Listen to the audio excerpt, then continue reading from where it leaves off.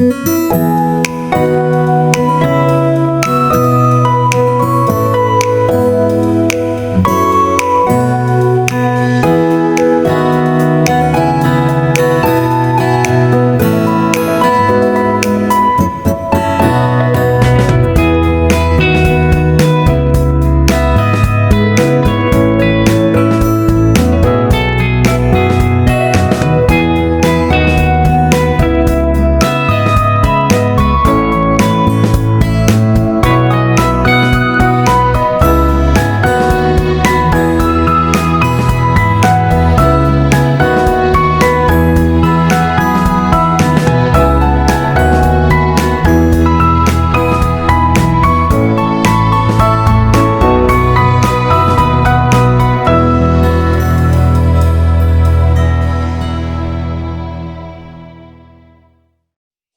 Friends, welcome back to my YouTube channel. कैसे हैं भाई आप लोग सब?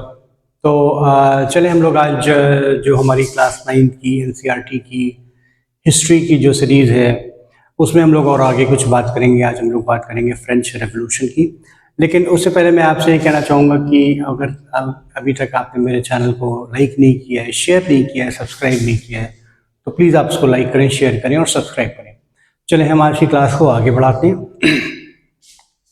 बात करते हैं फ्रेंच रेवोल्यूशन की।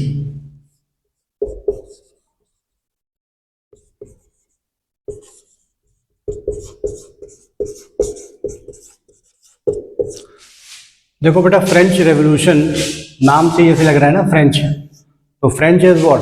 It's related to France. France is a country in Europe.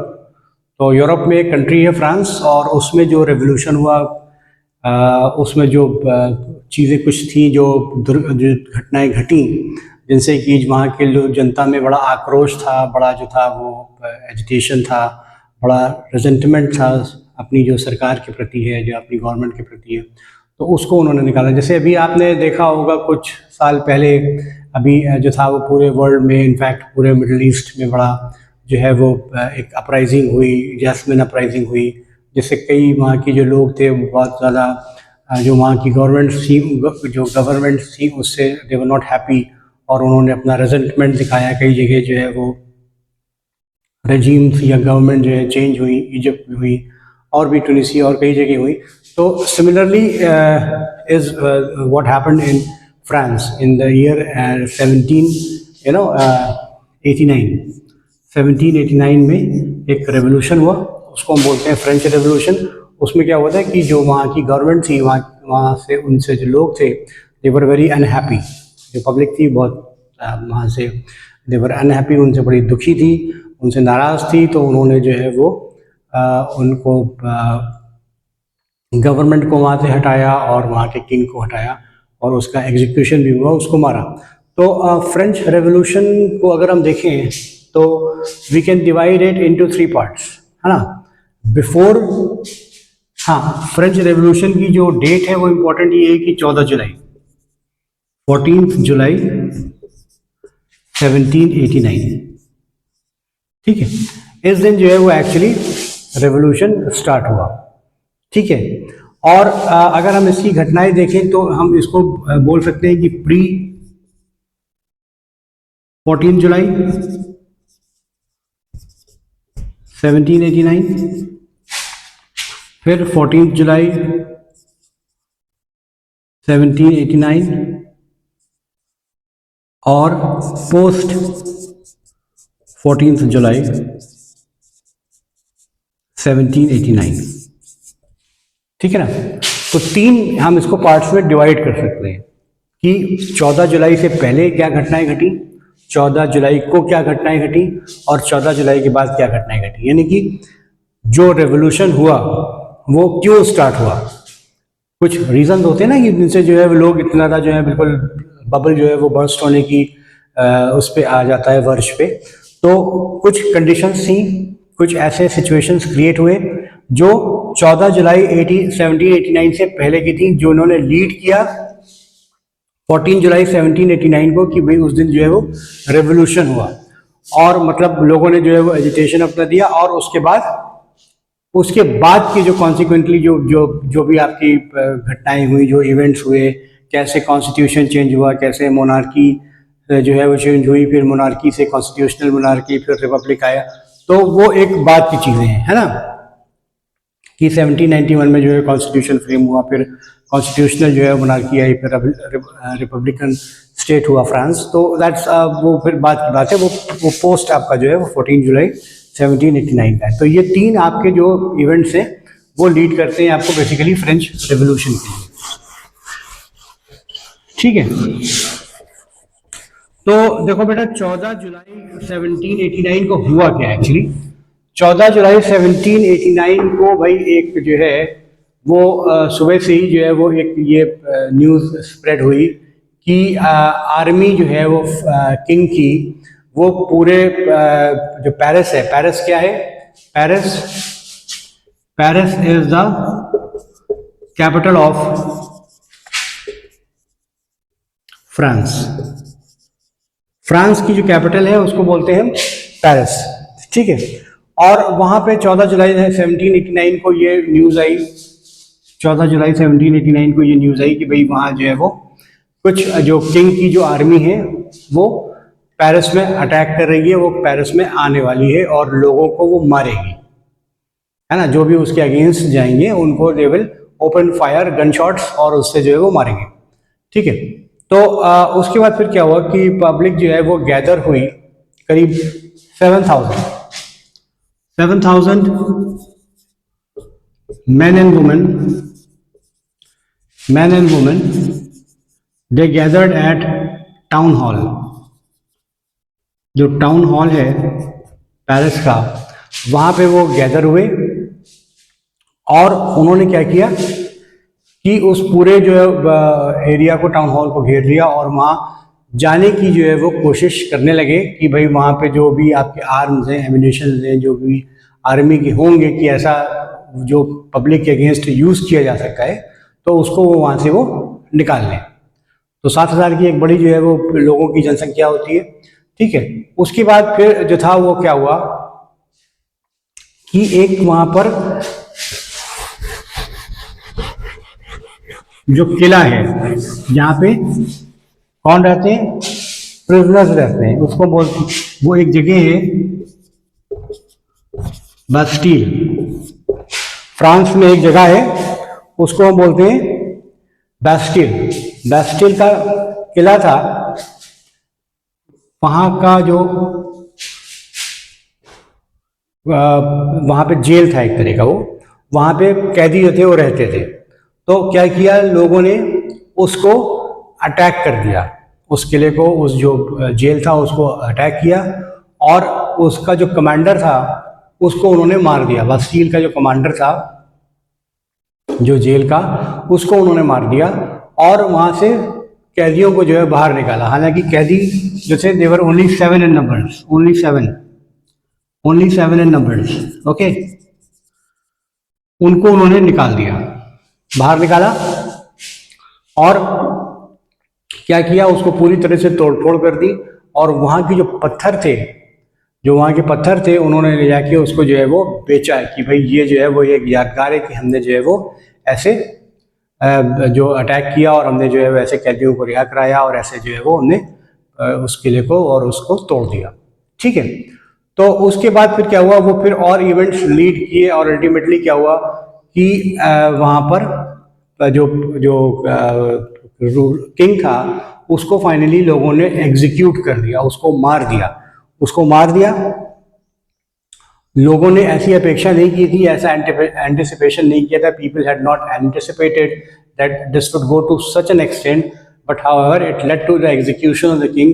और वहाँ पे उसके बाद फिर क्या हुआ, जब ये सब सारी घटनाएं घटी तो ब्रेड्स की प्राइसेस जो हैं वो बहुत बढ़ गई। अभी हम आगे पढ़ेंगे कि जो इवेंट्स थे जिन्होंने जो है वो 14 जुलाई के दिन जो हैपनिंग हुई, जो किस वजह से हुई, उसमें सब्सिस्टेंस क्राइसिस भी होती है, तो वो भी हम आगे अभी देखेंगे, ठीक। तो ये आपका बेसिकली जो है वो हमने एक ब्रीफ आपको डिस्क्रिप्शन दिया, एक मतलब ये आउटलाइन दिया कि that how and what exactly happened on 14 जुलाई 1789। अब उसके बाद हम बात करें अगर कि फ्रांस की जो सोसाइटी थी लेट 18th सेंचुरी में वो कैसी थी। फ्रांस की जो सोसाइटी थी वो हुआ क्या कि 1774 में एक लुईस 16 फ्रांस का किंग लुईस 16 बोरबोन फैमिली का, उसकी शादी होती है किससे, Mary Antoinette. She was the princess of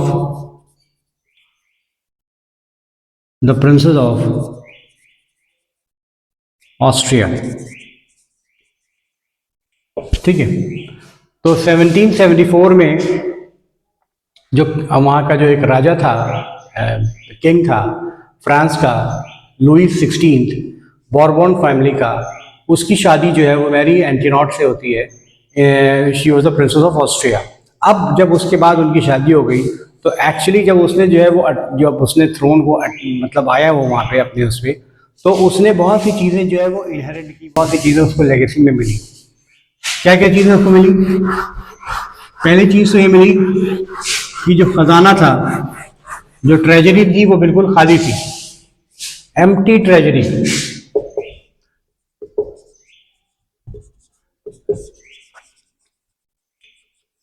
empty treasury due to war, क्योंकि इतनी वॉरें हो चुकी थी, इतनी लड़ाइयाँ, इतनी जो है वो युद्ध हो गए कि उससे क्या हुआ कि उसको पूरा जो खजाना था वो पूरा खाली था। There was no money. Secondly, जो किला था,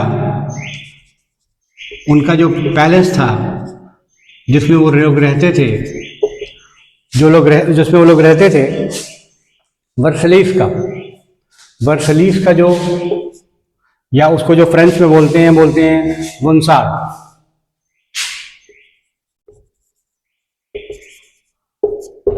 पैलेस जो था वंसार, वो सार का जो पैलेस था वर्सलीस का, वो क्या था, उसकी मेंटेनेंस बहुत महंगी थी। फिर क्या था कि फ्रांस ने हेल्प किया था, to liberate 13 colonies of America. तो अमेरिका की 13 जो कॉलोनीज थी उनको लिबरेट करने में फ्रांस ने मदद की थी। उससे क्या हुआ था कि there was huge financial crunch, और करीब 2 बिलियन लिवरेन क्या थी, वहां की करेंसी थी। लिवरेंस क्या थी, वहां की करेंसी थी, फ्रांस की करेंसी ऑफ फ्रांस। फ्रांस की जो करेंसी थी वो क्या थी, ये वहां की करेंसी थी। ठीक है, तो इसका 2 बिलियन का डेट हो चुका था, मतलब कर्जा हो गया था, लोन था, और वो लोन जो था उसकी अदायगी 10% पे थी। जो इंटरेस्ट था, रेट ऑफ इंटरेस्ट कितना था, 10% था रेट ऑफ इंटरेस्ट। ठीक है, रेट ऑफ इंटरेस्ट कितना था, 10% था। तो ये फैक्टर्स थे जो लीड कर रहे थे किसको, फ्रेंच रेवोल्यूशन को। ठीक है, क्या क्या चीजें उसने इनहेरिट की थी, क्या क्या चीजें उसको लेगेसी में मिली थी। उसको लेगेसी में मिली थी खाली खजाना, देयर वाज एम्प्टी ट्रेजरी, वहां पे कोई पैसे नहीं थे फाइनेंशियल क्रंचेस से। क्यों? क्योंकि बहुत सी लड़ाइयाँ उसने ऑलरेडी इतनी चल रही थी, उसकी वजह से हुआ। उसके बाद फिर क्या हुआ कि जो आपका जो पैलेस था वर्सलिस का या वोसार का, उसको मेंटेन करना बहुत मुश्किल था। It was very difficult to maintain such a palace. फिर उसके बाद क्या किया कि they help actually the French king, they help to in the liberation of the 13 armies of America. तो उसकी वजह से क्या हुआ कि उनके ऊपर जो है वो लोन हो गया करीब 2 मिलियन वहाँ की जो करेंसी थी लिवरे का, और उसको अदा करने के लिए, उसको रीपेमेंट करने के लिए 10% जो है वो क्या हुआ, उन्होंने ब्याज की दर से उसको देना था। तो वो उसको क्या हुआ, उस वजह से वहाँ पर इतनी महंगाई। अच्छा, अब उसको जो ये इतना जो उनको पैसे देने थे, जो उनके ऊपर कर्जा था, जो उसको रीपेमेंट करना था 10% की ब्याज पे, तो क्या हुआ, फ्रेंच गवर्नमेंट ने क्या किया, टैक्सेस को और बढ़ा दिए, और टैक्सेस को उन्होंने इंक्रीज कर दिया। जो टैक्सेस इम्पोज हुए थे उनका रेट और बढ़ा दिया। तो टैक्सेस मेनली फ्रांस में जो टैक्सेस का जो हर जगह जो है वो दो तरह के टैक्सेस होते हैं, डायरेक्ट और इनडायरेक्ट, है ना। हमारे इंडिया में भी होते हैं डायरेक्ट और इनडायरेक्ट। डायरेक्ट टैक्सेस जैसे कि आपकी जो है वो सेल्स पे हो गई, आपकी इनकम पे हो गई, है ना। फिर उसके बाद इनडायरेक्ट टैक्सेस हो गए, जैसे जीएसटी हो गई, ये हो गया। तो ये आपके इनडायरेक्ट टैक्सेस हो गए। तो डायरेक्ट टैक्सेस और जैसे वेल्थ टैक्स हो गया, है ना, कॉर्पोरेट टैक्स हो गया। तो कुछ डायरेक्ट टैक्सेस होते हैं, कुछ इनडायरेक्ट टैक्सेस होते हैं। उसी तरह से फ्रांस में भी थे, दो तरह के थे। कौन कौन से?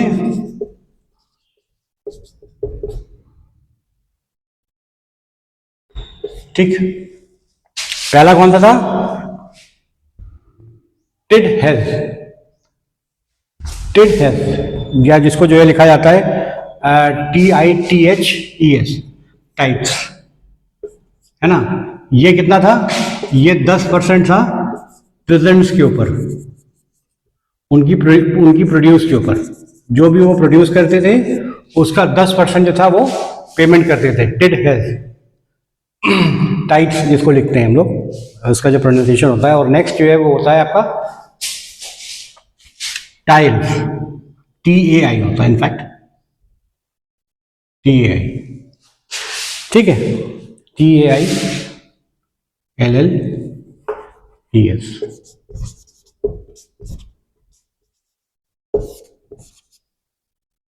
ये डायरेक्ट जो है वो टैक्स देना पड़ता था, ठीक है। और उसके बाद फिर जो थे वो आपके एक होता था टिडलेस और एक होता था टाइल। ये आपके 10% था, इसमें जो भी गरीब जो भी प्रोड्यूस होता था उसके ऊपर 10% लेते थे। और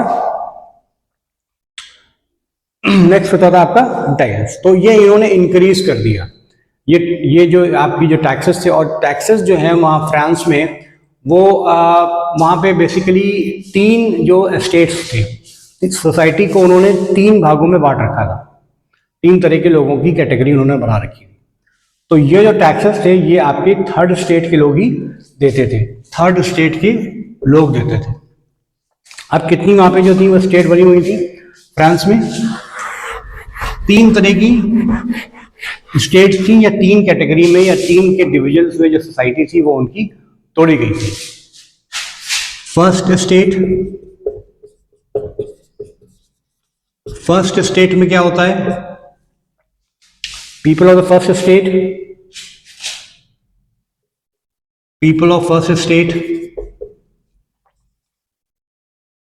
जिनको हम चर्च भी बोलते हैं या क्लर्जी भी बोलते हैं, ये चर्च होते थे। They were actually the church people, they were the people of the first state. दूसरी स्टेट कौन सी थी? Second state. और पीपल ऑफ सेकेंड स्टेट, उनको हम बोलते थे नोबल्स। उनमें कौन से आते थे? किंग और मिनिस्टर्स, ठीक है। थर्ड स्टेट क्या आती थी? Third state, people of third state, इसमें कौन से आते थे आपके? इसमें आपके सारे कॉमन आदमी आते थे, all the common people, which included your businessman, professionals, जैसे आपके लॉयर्स हो गए, टीचर्स हो गए, डॉक्टर्स हो गए, इंजीनियर्स हो गए, है ना। और pageants, labours and so on. तो ये आपके थर्ड स्टेट के लोग आते थे। और जो टैक्सेस थे टिडलेस और टाइल्स, ये कौन पे करता था? थर्ड स्टेट के लोग ही पे करते थे। They were the only taxpayers, ये टैक्स पेयर्स थे।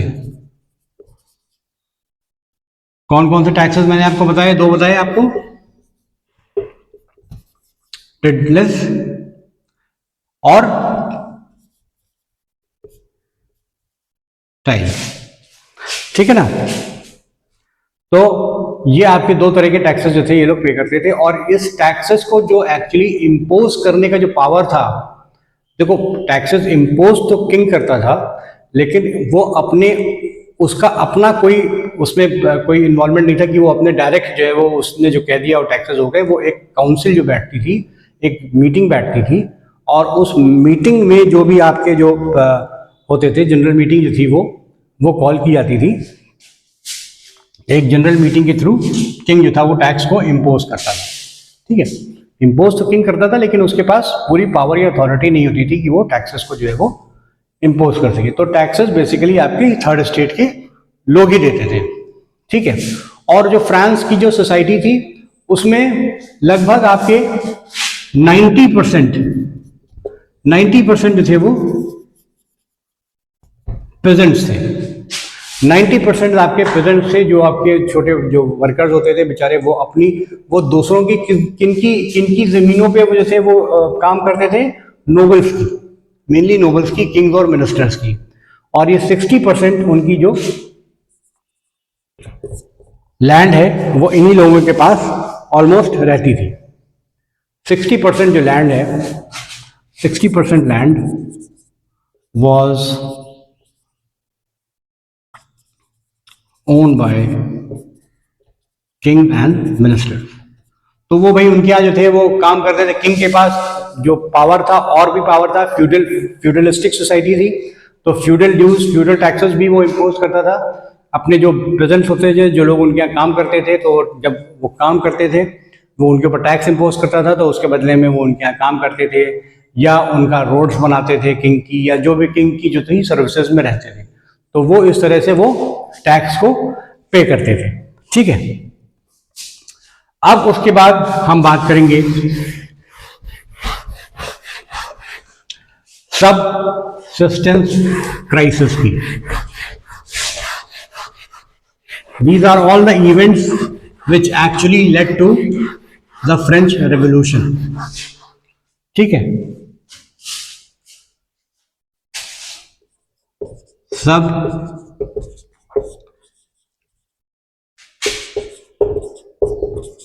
Subsistence crisis. सबसिस्टेंस क्राइसिस क्या होती है?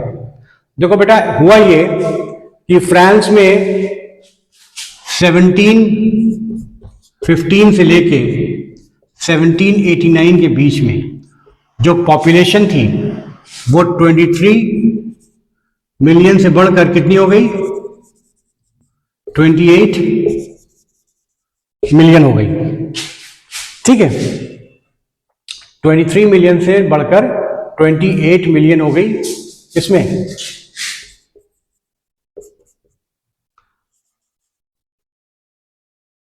फ्रॉम 1715 टू 1789, तो पॉपुलेशन का इंक्रीज हुआ, पॉपुलेशन तो बढ़ी, लेकिन साथ में क्या हुआ कि जो उनका प्रोडक्शन था, प्रोडक्शन उनका उतने का उतना ही रहा। प्रोडक्शन उस रेशियो में या उस एवरेज में नहीं बढ़ा जिस एवरेज में पॉपुलेशन जो है वो बढ़ी। तो प्रोडक्शन जो है वो it was not at par with the growth of the population. Whatever the population growth was there, this your production did not increase, उतना ज्यादा प्रोडक्शन नहीं हुआ। हुआ क्या?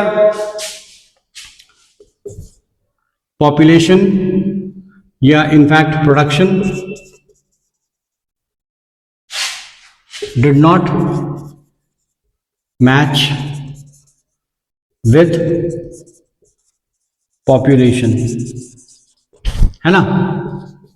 सेकेंडली क्या हुआ कि वेजेस जो हैं वो इतने इंक्रीज्ड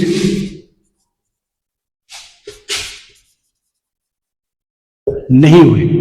वेजेस कितने इंक्रीज नहीं हुए? जैसे कि प्रोडक्शन बढ़ा, जैसे कि महंगाई बढ़ी, विद प्राइस राइज। प्रोडक्शन उतना बढ़ा नहीं जितनी की पॉपुलेशन बढ़ी।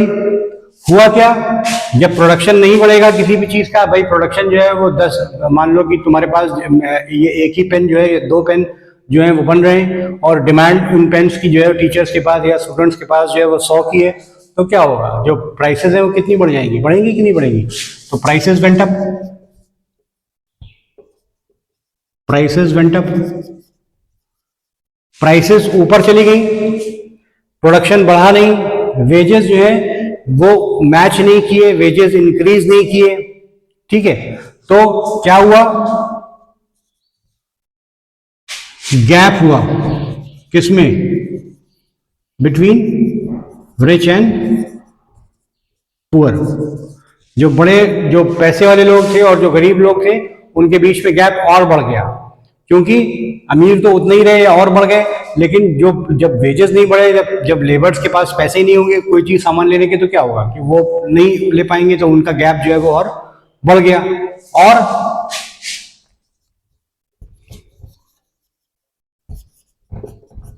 ड्रॉट और फेमिन, सूखा और भुखमरी से prices led to further increase of prices. तो इससे जो कीमतें हैं, जो पैसे, जो चीजों की, सामानों की, वो और बढ़ गई, क्योंकि वहां पर भूखा और भुखमरी रही, सूखा और भुखमरी आ गई। तो ये जो basically all these factors, this is known, this led to subsistence crisis, कि वहां पर जो हमें बेसिक जो हमारी नीड्स है वो फुलफिल नहीं हो पा रही थी। बात समझ में? उसके बाद देखो बेटा, तुम्हारी एक जो बुक है उसमें एक तुम्हारा वो बना हुआ है, एक फिगर बना हुआ है, पेज नंबर कौन सा है, पेज नंबर 5 में, पेज नंबर 5 में ये बना हुआ है, इसमें लिखा भी हुआ है, ये देखो, ये आपका, ये जो है this figure, okay, this figure, it says that the poor fellow brings everything, grains, fruits, money, salad, the fat lord sits there, eats and accepts it all।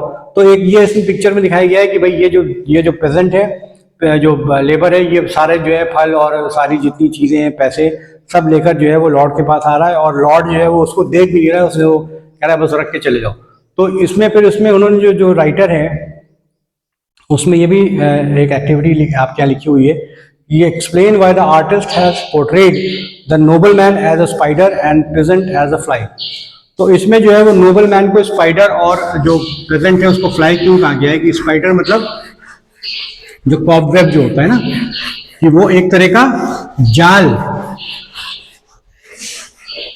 इससे ये दिखाया गया है कि ये जो नोबल मैन है ये एक तरह का जाल जो है बिछाया हुआ है इसमें। जाल किस चीज का है, आपको इकोनॉमिकली ट्रैप करने का, कि आपके पास पैसे नहीं है ना, आपके पास जो है वो सामान नहीं है, you don't have any articles और फूड्स टू बाय। तो वहां पे एक क्या होगा, अल्टीमेटली फिर आप जो है वो उसके पास ही जाएंगे, और जो प्रेजेंट है, जो लेबर है, जो गरीब आदमी है, वो उसके जाल में फंसता हुआ दिखाई दे रहा है। तो वो एक तरह का फ्लाई है, मक्खी है, जो कि उसके जाल में फंस गई। ये उसमें ये आपको पिक्चर से दिखाने की कोशिश कर रहे हैं, ठीक है। उसके बाद फिर आपका जो नेक्स्ट आपका चीज है वो ये है, सोशलिज्म की बात करता है। कुछ प्रोपाउंडर्स थे सोशलिज्म के, कि जो मिडिल क्लास था वो कैसे जो है वो सोशलिज्म की तरह बढ़ रहा था। मतलब कि देखो, जो भी आंदोलन होते थे पहले, इस रेवोल्यूशन से पहले, 1789 से पहले, तो वो कौन करता था, वो पेजेंट्स और लेबर्स करते थे, और उनकी आवाज कहीं सुनी नहीं जाती थी, because they were poor fellows. वो गरीब लोग थे तो उनकी एक छोटी मोटी आवाजें कहीं भी सुनी नहीं जाती थी। उनकी जो आवाजें हैं वो कौन, अगर कोई जो आपके बड़े बिजनेसमैन हैं या लॉयर्स हैं या प्रोफेशनल्स हैं या डॉक्टर्स हैं, इंजीनियर्स हैं, अगर वो जो है वो एक आंदोलन या कोई एक जो है वो एक आपका रेवोल्यूशन जो है वो लाते हैं, तो लोग उसको सुनते हैं, लोग उनकी बातों को ध्यान देते हैं, क्योंकि भाई they can bring some changes in the society. तो फ्रांस में भी यही हुआ, कि पहले जो है वहाँ पे लेबर और उनकी एक दो आवाज़ें थी वो सुनाई नहीं दी जाती थी, ठीक है। और लेकिन ये था कि भाई फ्रांस में ट्रेड भी हो रहा था, ट्रेड हो रहा था तो भाई वहाँ से जो ट्रेडर्स थे वो ट्रेड करते थे उनके पास पैसे आते थे, जो भी लॉयर्स थे, जो डॉक्टर्स थे, वो अपने प्रोफेशन से पैसे लाते थे। तो हुआ क्या, तो ये एक सोसाइटी के ऊपर जो मतलब इन लोगों ने जो है वो काम किया कि भाई सोसाइटी जो है, उन लोगों का कहना ये था कि जो भी आपकी ये सोसाइटी है या सोशल या जो आपका मतलब कोई बर्थ से कोई नोबेल नहीं होता है ना, किंग से, या अभी आप उसको मैं एक स्टोरी से भी बताऊंगा कि वो बर्थ से अगर कोई नोबेल नहीं अगर नहीं होता है तो भाई उसको सोशल सिस्टम ऐसा मिलना चाहिए कि हर आदमी को जो है वो बढ़ने का मौका मिले, चाहे वो गरीब हो या अमीर हो, whether they are they belong to kings, they belong to nobles, और whether they belong to common people, they should have the privilege और दे शुड एक्सेल और इन द लाइफ, या वो आगे बढ़ने की उनकी जो है उनको मिले, चांस मिले उनको, है ना। तो वो उन्होंने उस ये जो चीज़ थी, कुछ ऐसे प्रपाउंडर्स थे सोशलिज्म के। इसमें आपके एक सबसे पहला नाम जो आता है वो आता है जॉन लॉक का। उसने एक बुक लिखी to treatise to government, to treatise of government, in fact to treatise of government, है ना। ये उसने बुक लिखी और उसमें उसने जो किंग के जो एब्सोल्यूट और डिवाइन पावर थे उनका खंडन किया। मतलब उसने कहा कि the king should not be given the divine powers और the king should not have the absolute powers, और लोगों के पास भी जो है कुछ पावर्स कुछ होना चाहिए, है ना। फिर उसने जो डॉक्ट्राइन थी डिवाइन की, वो डिवाइन राइट की जो डॉक्ट्राइन थी, ही रिफ्यूटेड का मतलब ही rejected the doctrine of divine powers and absolute power of king का डिवाइन और एब्सोल्यूट जो पावर था या राइट था उसको उसने रिफ्यूट किया, डिसअप्रूव किया, ठीक है। उसके बाद आपके अगले जो साइंटिस्ट जो आपके सोशल थिंकर्स थे वो थे Roseau, ROUSSEAU,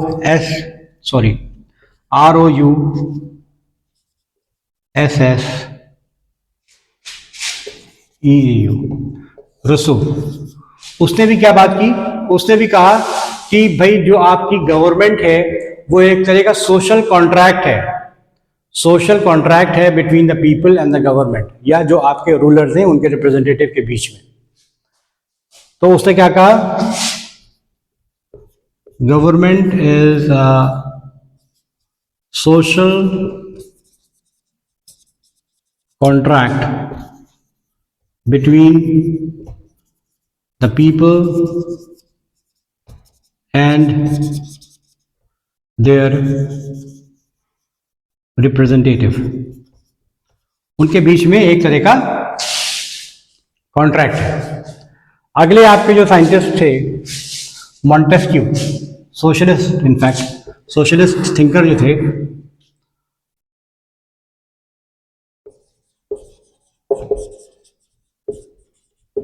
Montesquieu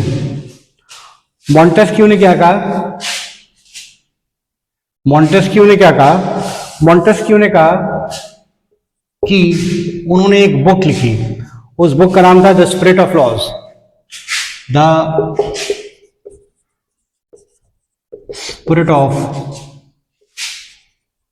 laws. Spirit of laws नाम की उन्होंने एक बुक लिखी और उसमें उन्होंने डिवीजन बताया बिटवीन एग्जीक्यूटिव, लेजिस्लेशन,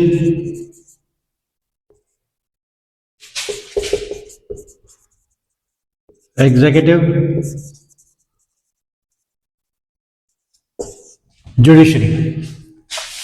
इन तीनों के बीच में उसने क्या किया, एक डिवीजन किया। उसने कहा भाई ये डिवीजन होना चाहिए एग्जीक्यूटिव के बीच में, लेजिस्लेशन के बीच में और जुडिशरी के बीच में, ठीक है ना।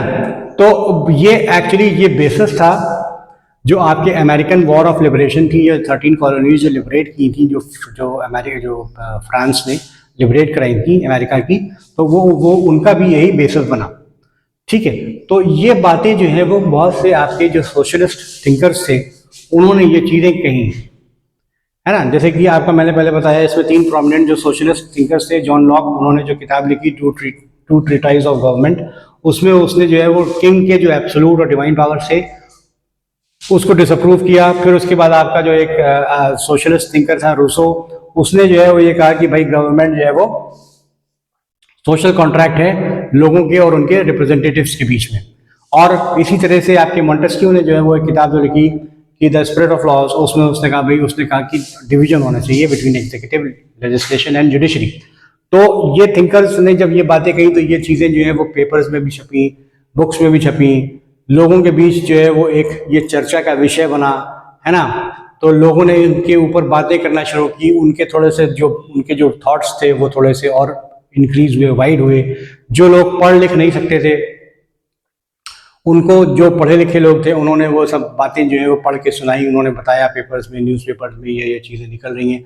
तो उसमें उससे उनको भी जो लोग नहीं पढ़े लिखे थे, जो पेरेंट्स थे, जो अनएजुकेटेड थे, उनके अंदर भी आक्रोश जो है वो जागृत हुआ। और फिर क्या हुआ कि फाइनली फिर जो किंग जब था उसने टैक्सेस और इम्पोज कर दिए कि महंगाई बढ़ रही थी, उसके पास पैसे नहीं थे, उसका जो ट्रेजरी थी वो एम्प्टी थी, तो टैक्सेस इम्पोज किए। तो फिर लोगों में और जो है वो आक्रोश आया, जिससे कि ये रेवोल्यूशन जो है वो स्टार्ट हुआ, ठीक है। तो इसमें मैं आपको कुछ जो आपके जो लिविंग एक्सपीरियंसेस हैं ओल्ड रजीम के, जो इससे मतलब जो रेवोल्यूशन से पहले के, उसमें एक आपके बुक में जो पेज नंबर 7 है उसमें एक दिया हुआ है, एक जॉर्ज डैंटन की एक स्टोरी दी हुई है और एक आर्थर यंग की दी हुई है ना, जो ट्रैवलर था। तो जॉन डैंटन ने उसने ये कहा कि उसने जब वो रेवोल्यूशनरी पॉलिटिक्स में एक्टिव हुआ तो उसने कहा भाई मुझे एजुकेशन मिली, मैंने एजुकेशन लिया, है ना। और उसके बाद फिर जब उसके बाद मैं एजुकेशन जब मैंने कंप्लीट की तो मैंने सोचा भाई मुझे जॉब मिल जाए, लेकिन जॉब कोई थी नहीं। जो किंग्स थे, मैं आर्मी ज्वाइन नहीं कर सकता था क्योंकि मैं नोबल नहीं था, मैं चर्च में जा नहीं सकता था क्योंकि मैं जो था वो एक फर्स्ट स्टेट का मेंबर नहीं था, है ना, जो मैं चर्च का या क्लर्जी का कोई मेंबर नहीं था। इसी तरह से मैं आर्मी में या किंग के पास जो है वहाँ पे जॉब नहीं कर सकता था, मेरे पास कोई गवर्नमेंट ऑफिस में मुझे जॉब नहीं मिली। फिर मेरे पास, उसने कहा मेरे पास इतने पैसे नहीं थे कि भाई मैं अपना ऑफिस खोल सकूं। तो मेरी जो सिचुएशन है वो ये हुई कि साहब मैंने एजुकेशन तो ले ली लेकिन वो वेस्ट हो गई कि मुझे कहीं जो है वो मैं उसको कहीं अप्लाई नहीं कर पाया।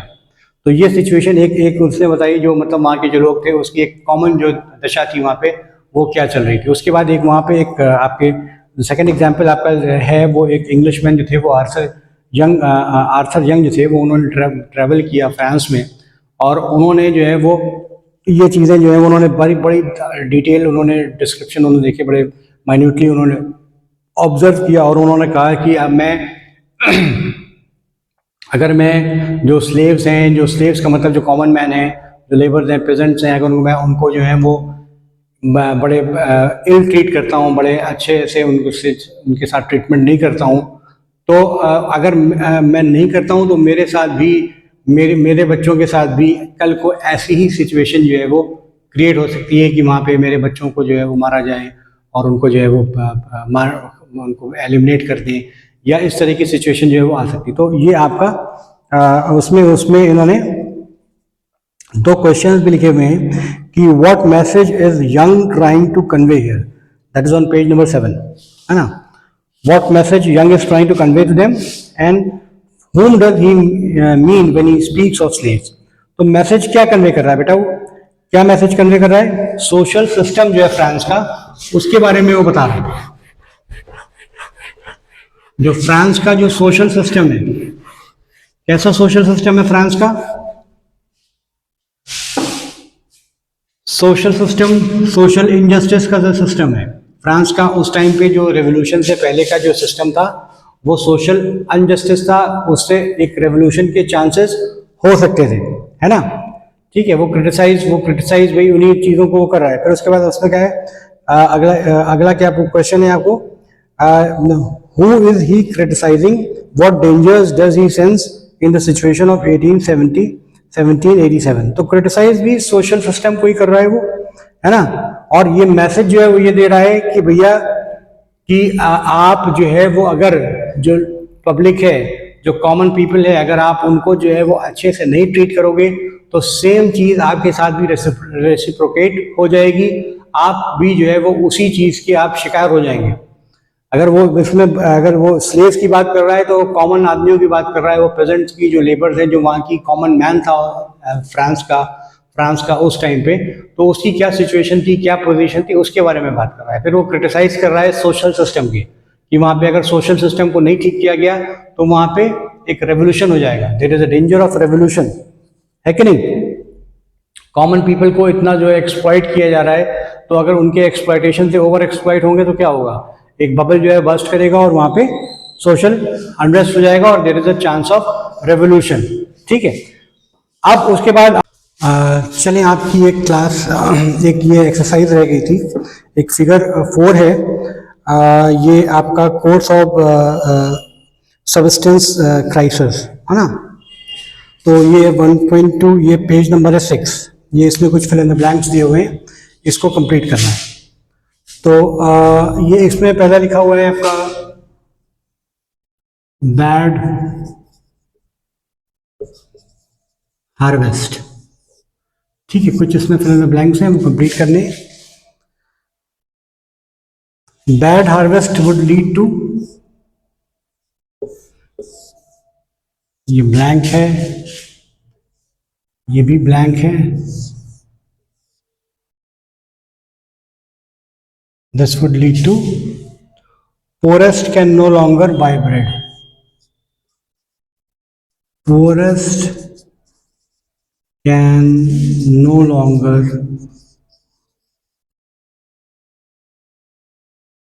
buy breads, ठीक, which would lead to, एक ब्लैंक ये है,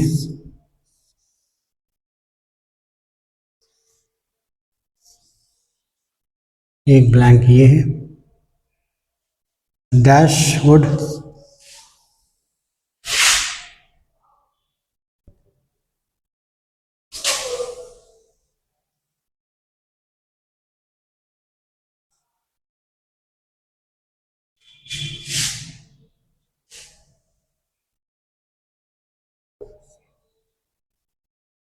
है ना, ये है, और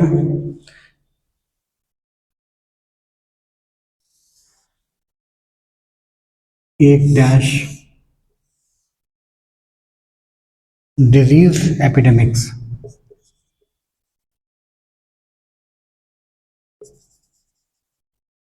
महामारी फैलेगी इससे, which would lead to this. इसमें कुछ ऑप्शंस दिए हुए, food riots, scarcity of food grain, sorry, increase in number of deaths and rising food prices, weaker bodies. तो bad harvest would lead to what, scarcity,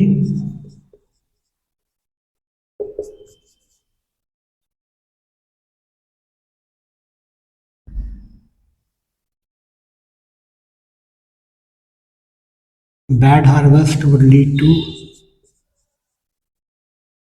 scarcity of grains है, food है, क्या है, हाँ grains, right, which would lead to rising food prices।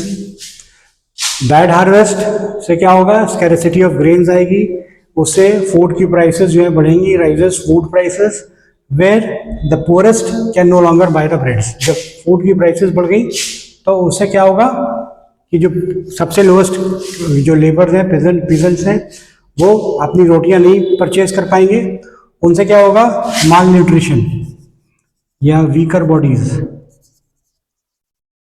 है ना। और क्या होगा,